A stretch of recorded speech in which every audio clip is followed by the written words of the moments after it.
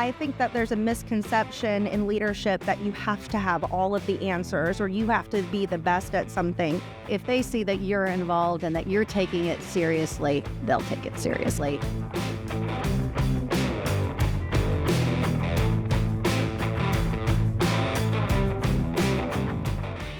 Welcome, everyone. Welcome to a very special episode of the Builder365 podcast, the podcast that's all about celebrating this wonderful industry that we know as home building. This episode is particularly special because I'm surrounded by some of my very best friends. Please welcome the greatest collection of training talent in the industry, Amy O'Connor, Michelle Bendien, and Mary Beth Berry. Welcome, ladies. Glad to have you here. Thank you.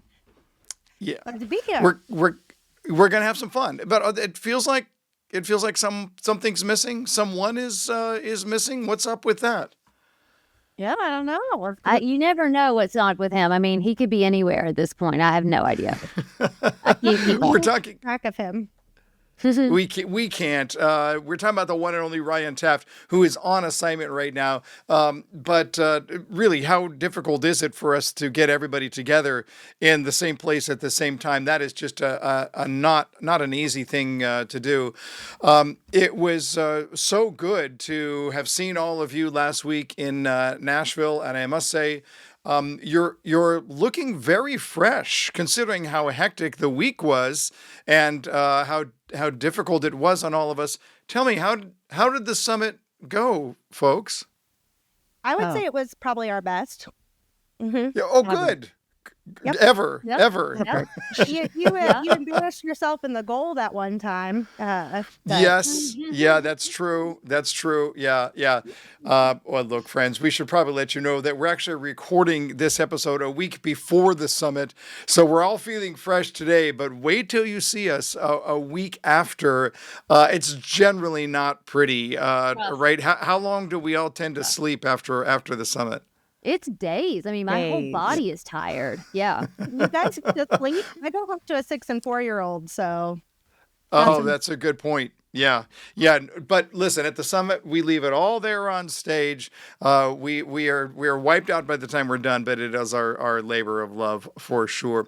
Hey, before we go any further, I want to tell you that Builder365 podcast is powered by Open Door for Builders. Easy sales, smooth moves. With an Open Door cash offer, builders can give their customers a simple and maybe more importantly, a certain selling solution so they can get into their new home with speed and with ease. Customers can close in as little as 14 days. They can move on their schedule, no stress, no hassles, and completely seamless. Open Door's flexible closing timelines, they help to provide builder customers with a better moving experience so they don't need to worry about construction delays and double moves and mortgages. Gone are the days of stagings and showings and making repairs. Open Door will do the hard work so your customer can sell quickly. You can create your own personal link through Open Door, which your customers can use to get a free offer. Once they decide to sell to Open Door, you can track the progress of their home sale while helping them get into their newly built home in their ideal timeline. You can get started today at opendoor.com/Builder365. Well, ladies, let's talk. We're all about the home building industry, and I came across some really interesting data from the Harvard Joint Study for Housing, and a couple of charts that are really quite telling. And I'm thinking about, in particular, a chart there that shows us the different types of households and what happens when we're talking about renting and what happens when we're talking about owning, and specifically as it relates to cost burden. So Nolan, if you can put that up on the screen, and you get this sense, you get this picture here, first of all, of what it looks like for the percentage of people that would be considered cost burdened, and that means that more than 30% of their income is going to housing. right? That's the idea. And what's really interesting to me is that when you look at the difference between renters and owners, it is staggering. So Nolan, go ahead and shift that. Show the renters percentage that's going in there, and you could just see the whole map goes red. Not the whole map, but a lot of the map goes red, especially in the hot spots. When you look at it for owners, what happens? The map turns largely blue across the United States. Ladies, did you have a chance to play around with that map a little bit? Do you have any thoughts on that? Well, I did. It was sad. Honestly, I was a little surprised, and it was quite sad. It was actually a little bit of eye opening when you take a look, and just how much of the income and everything is going to housing. And Yeah, I thought it was dramatic enough when we were clicking on the blended, right, home ownership and renting, and that was disturbing enough. And then you click on renters only, that was just devastating. You know it, but to see it visually like that is a whole different experience. It really is, and it's spread around the entire country. We're not just talking about the burden in a place like California or New York. You see it, throughout Texas, throughout Florida, the Pacific Northwest, all around Colorado, certainly the Northeast. It's a little scary out there when you look at what it's like to be a renter these days, for sure. Yeah.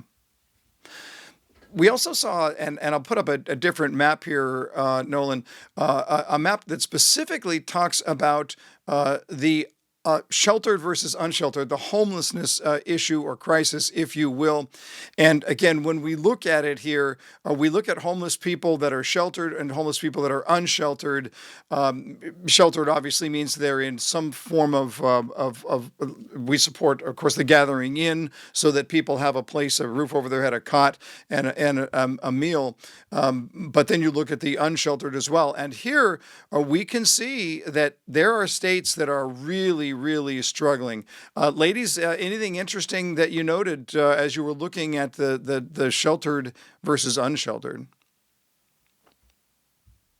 well, I don't know if there were any surprises because, again, where the cost of living is the most expensive, this is where you see the largest number of people affected. So, again, disappointing for sure, and but for me, no real surprises on that one.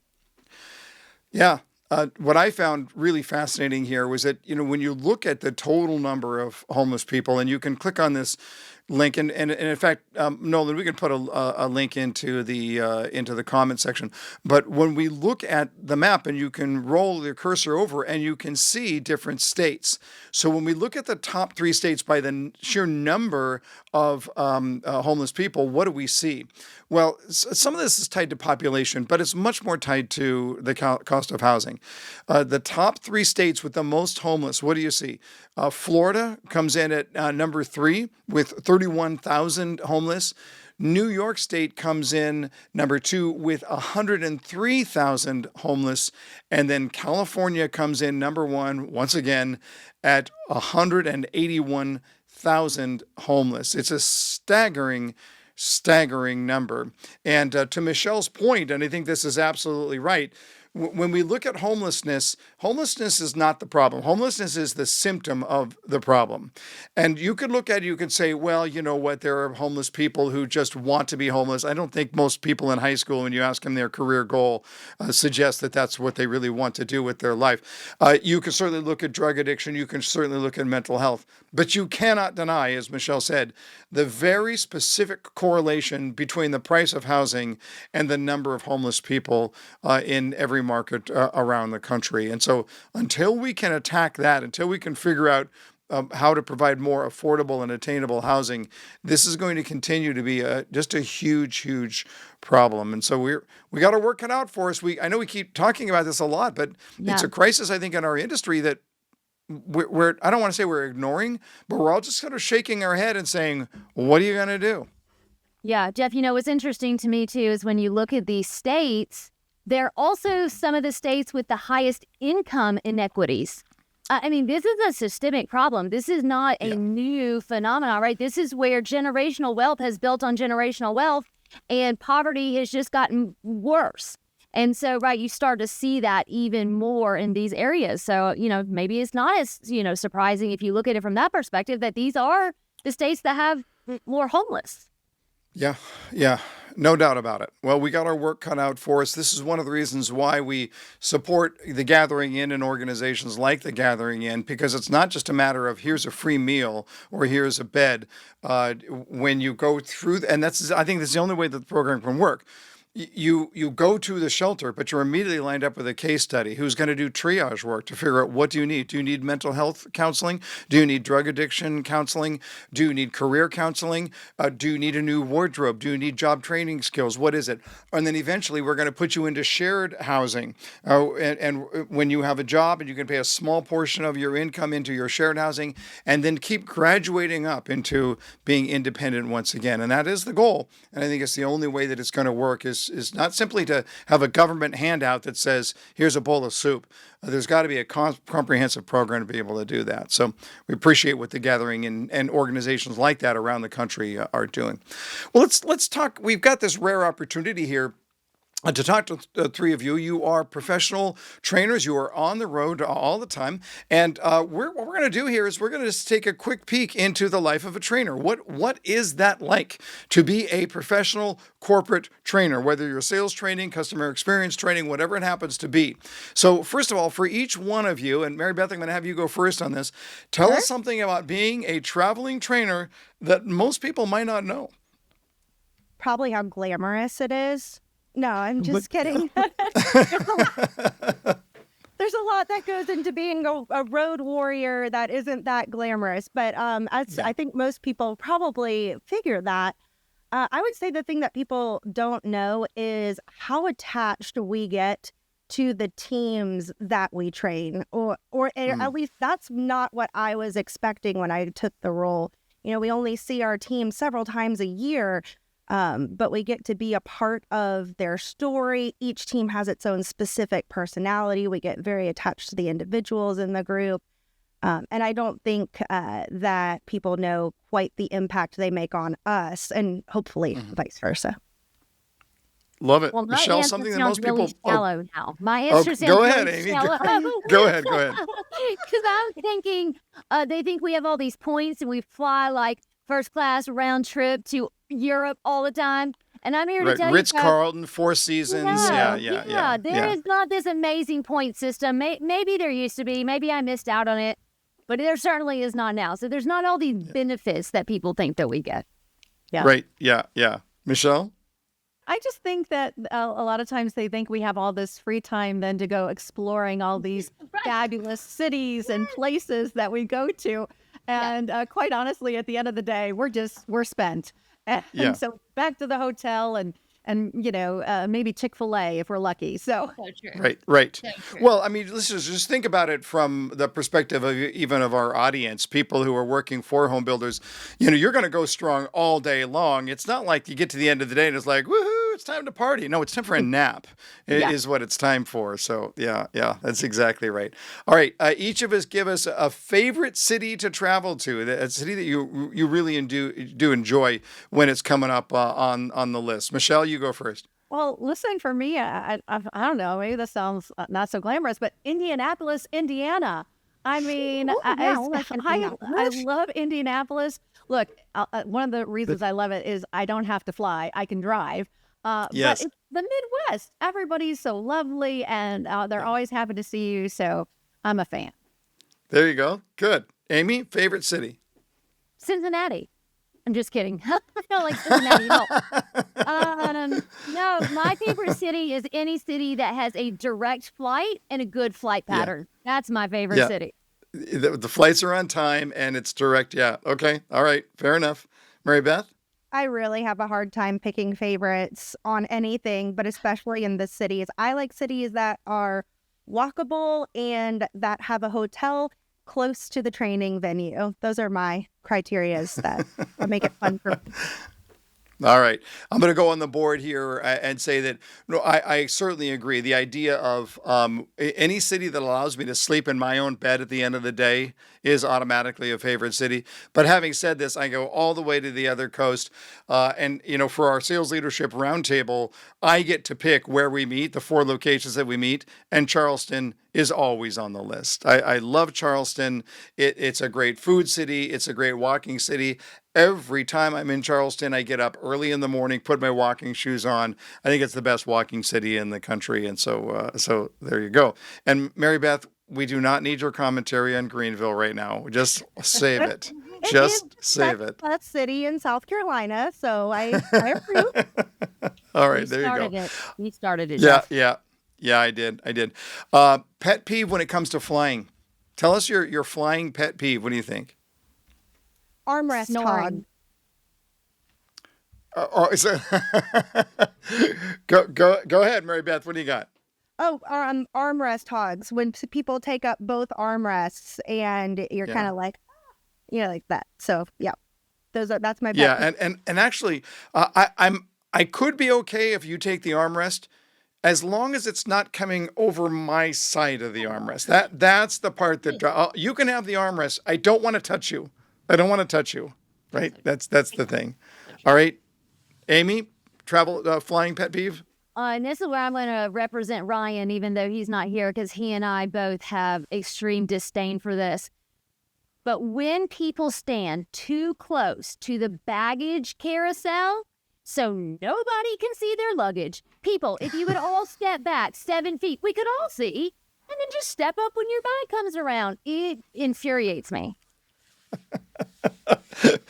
Wasn't expecting that answer, and now I'm feeling horribly self-conscious about being that guy. That guy. Step back. All right, Michelle, Amy pet says peeve. Oh, sorry. Go ahead. Yeah, well, I was going to say snoring, and I'll confess, I may be guilty of this myself. I don't know, but it just drives me crazy when people are snoring, and it's like, can somebody just elbow them a little bit? And, Yeah. Yeah. Are you Yeah. talking about flying a plane, or are you staying in the cheapest hotels that you can hear people next door? What kind of people yeah. are you sleeping next to? No, on the plane. Okay. All right. Just to make sure.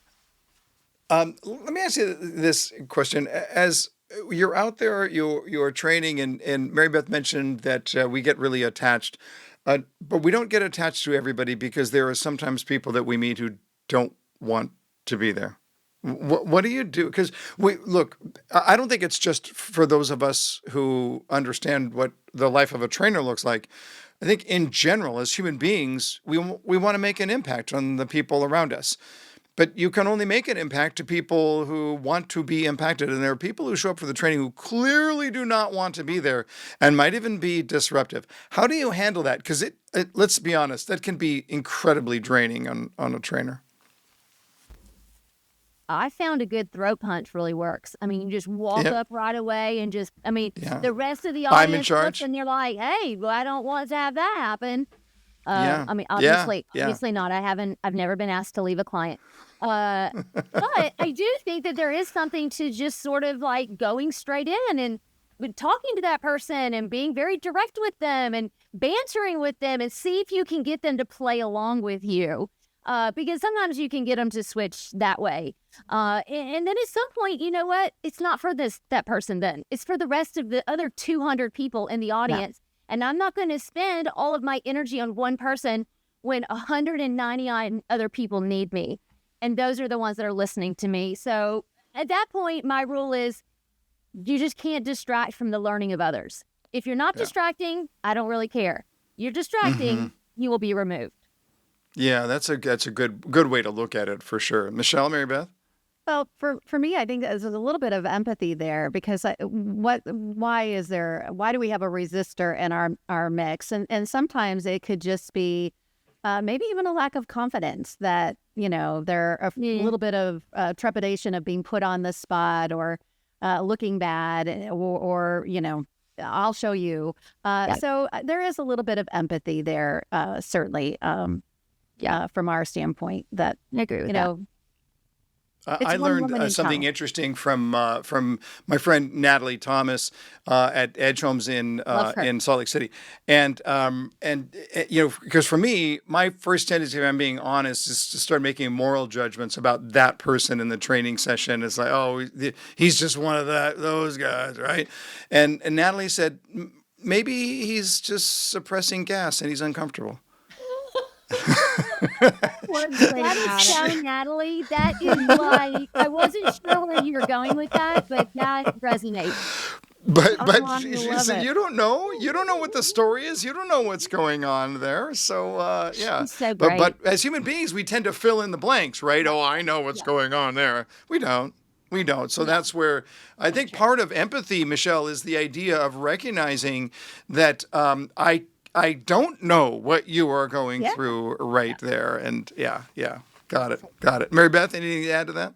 I was going to say there's so much about sales that applies in life, and that mantra of it's not about you is a really powerful one, because you notice that when somebody's acting in a certain way, especially if you know that the material and the techniques you're teaching are sound, that it's really not necessarily about the delivery or the person. It's about the person there. I also think that coffee worthy is a way of life. So the fastest shortcut to likability is commonality. So I try to find something in common with the person who's resistant, and we typically see breakthroughs with them. Love it. Love it. So we're getting near the end here, but one other question. I want to talk specifically to leaders, to managers and executives that you all have the opportunity to work with.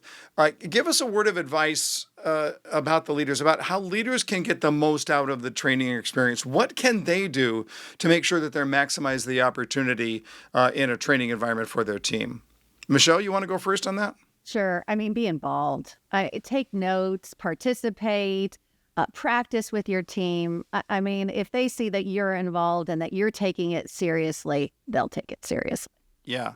Mary Beth? Definitely. And to add to that, I think that there's a misconception in leadership that you have to have all of the answers or you have to be the best at something. The leaders that I see gain the most respect from their teams during these training situations are the ones who are the first to raise their hands, to try a role play, to participate and jump in.